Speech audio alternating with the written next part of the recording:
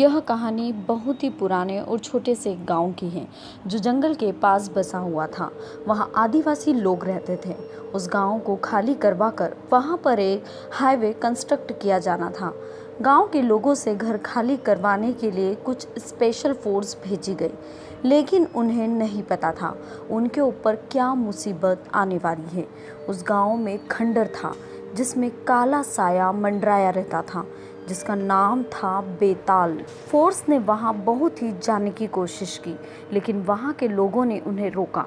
उन्होंने कहा उस खंडर में जाने से वहां का प्रवेश द्वार खुल जाएगा और हम सब मारे जाएंगे और भयानक कयामत आ जाएगी।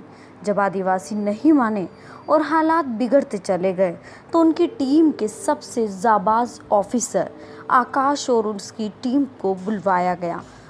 वह गांव को जल्दी खाली करवाने के लिए प्रिपेयर होकर आया था। एक दिन रात में आकाश अपनी टीम को लेकर उस खंडर की तरफ निकल गया और वह खंडर में घुस गया। उसने खंडर का दरवाज़ा तोड़ दिया। शायद वह नहीं जानता था यह उसकी सबसे बड़ी भूल थी। उसने देखा वहाँ चारों तरफ लाशें ही लाशें बिछी हैं। इतने में ही एक हाथ उसकी तरफ आया। वह डर के मारे घबरा कर वहाँ से अपनी टीम को लेकर भाग आया। उसने डर के मारे टीम को कुछ भी नहीं बताया। अगले दिन एक आदिवासी उसके पास आकर जोर जोर से रोने लगी और बार बार कहती रही, उसकी सेना आ रही है, वह सबको मार देगी। उसने बताया कि तुमने उस खंडर का दरवाज़ा तोड़कर बहुत बड़ी गलती कर दी है।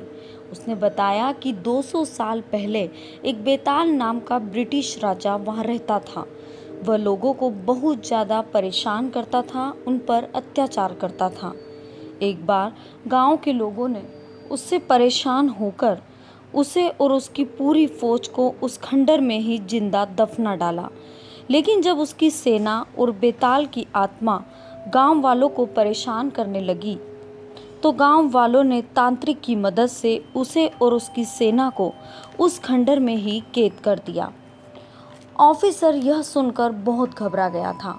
उसे लगा उसने बहुत बड़ी गलती कर दी है। उसने सोचा अब बेताल से लड़ने के अलावा कोई रास्ता नहीं है। वह रात को उसकी टीम के साथ खंडर की तरह निकल पड़ता है। जब आकाश उस खंडर में घुसा तो उसे कुछ नहीं दिखाई दिया, लेकिन वहाँ बहुत खतरनाक बदबू आ रही थी। वह जैसे तैसे आगे बढ़ा, फिर उसे एक रोशनी दिखाई दी। वह उस रोशनी की तरफ बढ़ता है तो एक बड़ी डरावनी सी मूर्ति दिखाई देती है जो कि बहुत ही खतरनाक थी। शायद वह मूर्ति बेताल की थी। वहाँ एक आदमी जो कि लाल कलर की डरावनी ड्रेस में खड़ा हुआ था, जोर जोर से हंसता है। शायद वही बेताल हो। चारों तरफ उसके सैनिक, ऑफिसर और उसकी टीम को घेर लेते हैं। नगाड़ों की जोर जोर से आवाज़ आती है, मानो जैसे कोई युद्ध शुरू होने वाला हो। तभी अचानक से एक आदमी ऑफिसर आकाश की तरफ बढ़ता है और जोर जोर से हंसते हुए मुंह खोलकर उसके गले पर वार कर देता है। इतने में ऑफिसर आकाश जोर से चिल्लाता है और उसकी नींद खुल जाती है, क्योंकि वह पूरा सीन जो वो देख रहा था वह नींद में हो रहा था।